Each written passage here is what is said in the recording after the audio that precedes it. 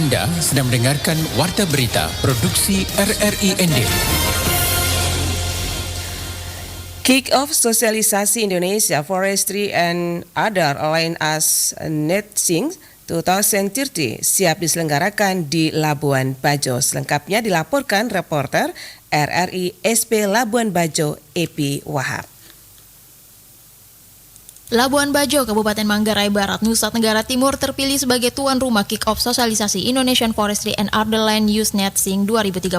Terpilihnya Labuan Bajo sebagai tuan rumah ini dipilih langsung oleh Kementerian Lingkungan Hidup dan Kehutanan KLHK yang akan berlangsung dari tanggal 1 sampai dengan 2 Februari 2023. Acara ini mengawali sosialisasi subnasional Indonesian Value NetSync 2030 di tahun 2023 dengan sasaran 22 provinsi pada tahun ini. Dalam Value NetSync 2030 di Provinsi Nusa Tenggara Timur ini mengedepankan keramahan ala Froba Morata. Sosialisasi ini akan diikuti oleh perwakilan 34 pemerintah provinsi, bupati dan wali kota se-Nusa Tenggara Timur, organisasi perangkat daerah serta UPT, BPDAS dan juga BPKHTL se-Indonesia. Dalam Ngopi Pintar Konservasi atau Ngopiko yang digelar oleh Balai Besar KSDA Nusa Tenggara Timur pada Jumat 27 Januari 2023, Kepala Balai Besar Konservasi Sumber Daya Alam atau BBKSDA Nusa Tenggara Timur, Arif Mahmud menyampaikan pengertian Value NetSync 2030. Apa itu Value NetSync? Value NetSync itu kalau sederhananya adalah karena value itu kepanjangan ya, panjangan dari value, forest, and other land use. Bahasa Indonesianya kira-kira hutan dan penggunaan lahan lainnya gitu ya.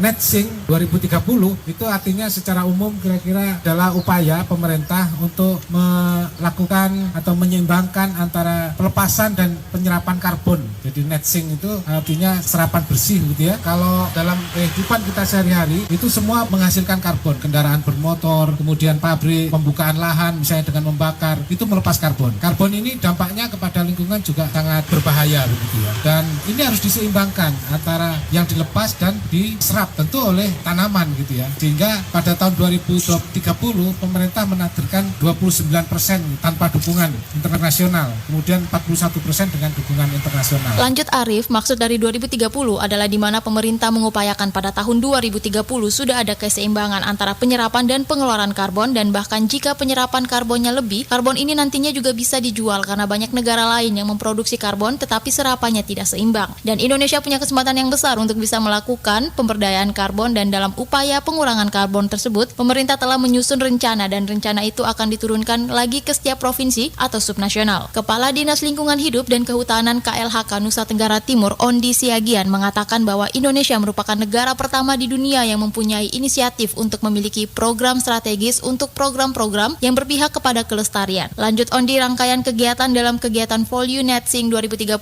yang akan diselenggarakan di Labuan Bajo meliputi sosialisasi dan juga workshop. Pada tanggal 1 itu ada kegiatan, akan dilakukan kegiatan sosialisasi terhadap kegiatan Value NetSync tersebut yang kita sebut sebagai kegiatan kick-off sosialisasi subnasional Indonesia Value NetSync 2030 yang akan dilakukan di Labuan Bajo. Untuk itu, pada tanggal 1 itu kegiatan sosialisasinya, kemudian pada tanggal 2 itu akan dilakukan workshop, dan kegiatan workshop ini itu adalah kegiatan yang akan dibahas langkah-langkah untuk Provinsi Nusa Tenggara Timur. Adapun hal penting dari adanya kegiatan ini, yakni pada kegiatan workshop akan ada pemaparan 5 bidang yang akan dipadukan antara program nasional dan juga program daerah. Dan 5 bidang tersebut meliputi pengelolaan hutan lestari, peningkatan cadangan karbon, konservasi, pengelolaan ekosistem gambut dan instrumen dan informasi, dan juga rencana operasional Indonesia Value NetSync 2030. RRI SP Labuan Bajo, Epi Wahab melaporkan.